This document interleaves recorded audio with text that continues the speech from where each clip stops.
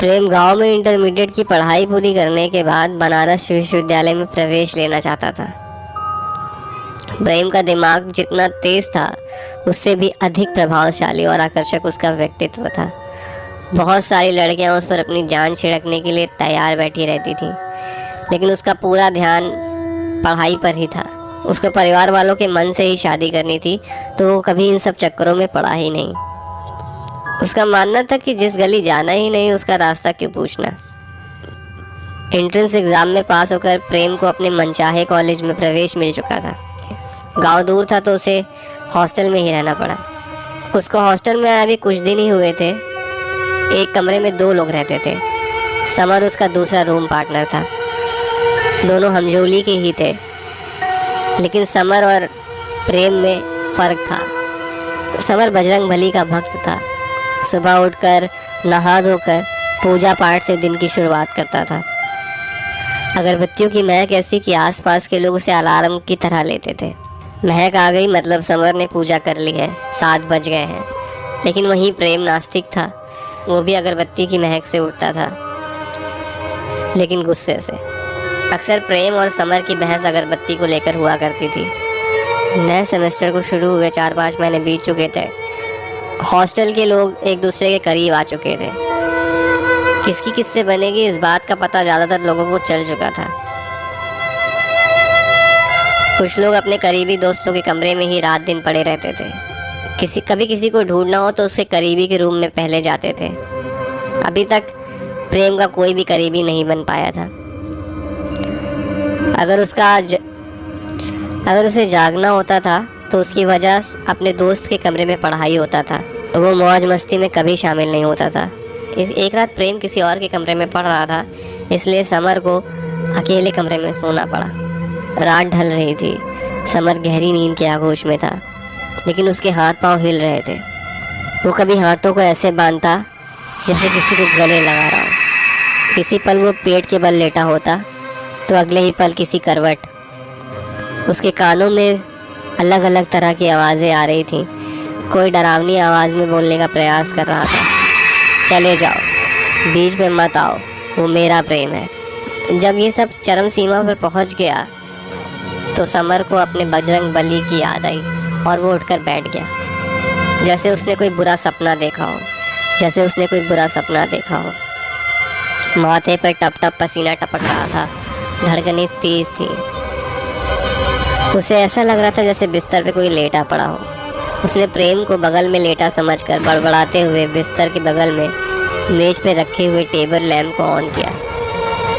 प्रेम वहाँ नहीं था, वहाँ पर कोई नहीं था।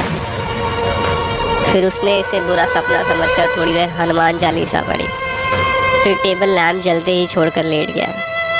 उसकी आंखें खुली ही थी कि उसने ये क्या देख लिया।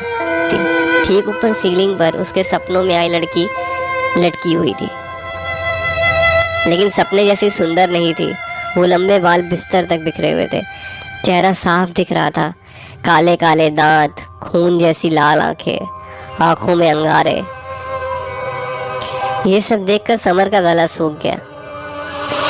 वो जोर जोर से चिल्लाने का प्रयास कर रहा था, लेकिन आवाज़ नहीं निकल रही थी। 2 मिनट के भीतर उसके पड़ोसी दरवाज़ा तोड़कर अंदर आ चुके थे। समर की चीखों ने पूरा हॉस्टल उसके रूम के बाहर जमा कर दिया था। सबके पहुंचने के बाद भी उसका चिल्लाना बंद नहीं हुआ। दूसरे स्टूडेंट कैसे कैसे उसे होश में लाए। सबकी रात जगते हुए बीती। समर ने सुबह होते ही प्रेम को सारी बात बताई और एक साथ कमरा बदलने के लिए बोला, लेकिन प्रेम को सारी बातें मनगढ़ंत लगी। उसने उन पर ज़रा भी विश्वास नहीं किया। प्रेम उसी कमरे में रह गया और समर ने अपना कमरा बदल लिया। अब प्रेम उस कमरे में अकेले रहता था। क्योंकि उसका कोई करीबी दोस्त नहीं था, इसलिए अक्सर वो कमरे में ही सोता था। उसके साथ भी वही सब शुरू हो गया जो समर के साथ हुआ था, लेकिन समर को उसके साथ क्या हो रहा है इसका ज़रा भी अंदाज़ा नहीं था। उसको कमरे में से 2 लोगों को आपस में बात करने की आवाज़ें आती थीं। हंसी मजाक सब चल रहा था। दूसरी आवाज़ बहुत ही सिल्की और सुरीली थी।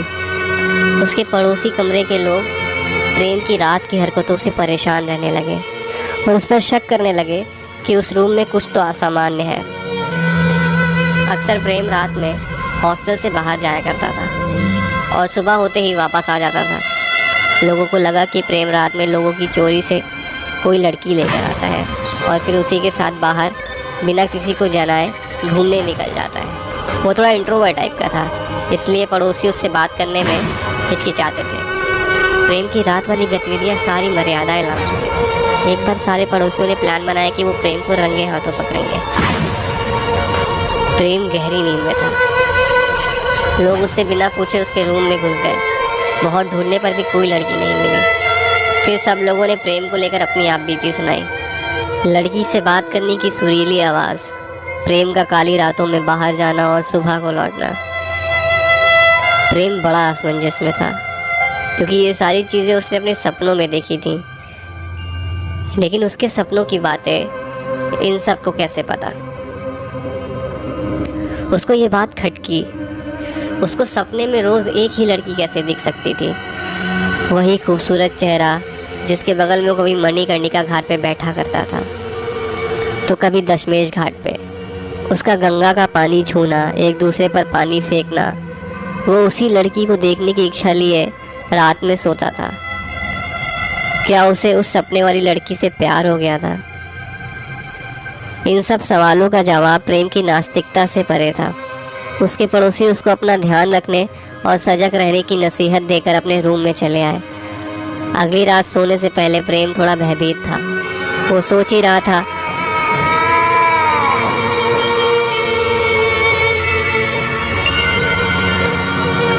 तभी वही खूबसूरत लड़की उसके बिस्तर पे बैठी मिली। प्रेम, ये जो तुम देख रहे हो वो सपना नहीं है। मैं सच में तुमसे प्यार करती थी और करती हूँ।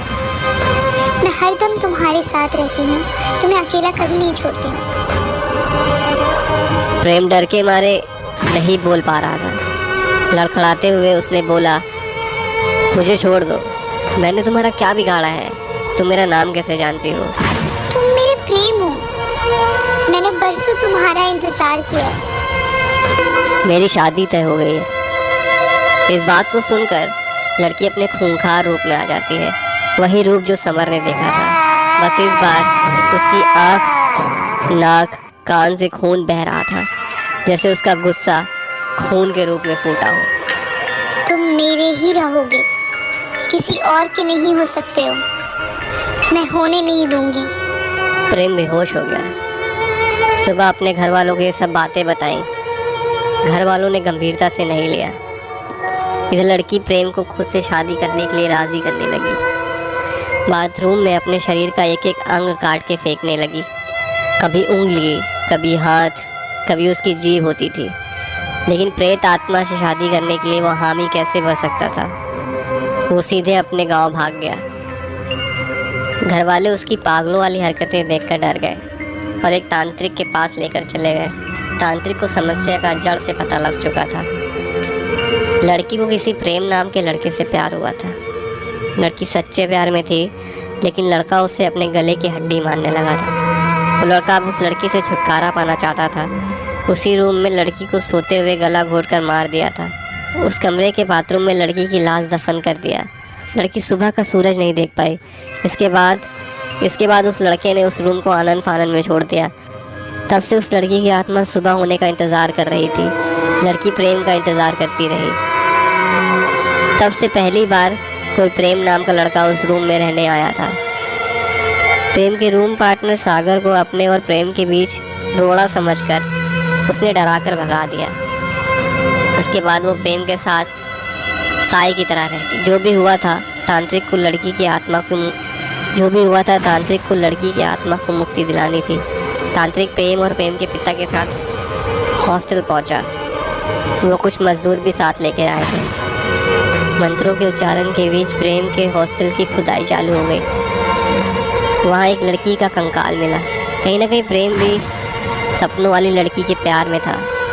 अपना फर्ज समझते हुए लड़की की आत्मा को आज़ाद करना चाहता था। प्रेम उन अस्थियों का मणिकर्णिका घाट पर पूरे रीति रिवाज के साथ देह संस्कार करना चाहता था। वो खूबसूरत लड़की प्रेम के सपने में फिर कभी नहीं आई। प्रेम कभी कभी उसे सपने में देखना चाहता था, लेकिन वो दूर किसी और दुनिया में जा चुकी थी।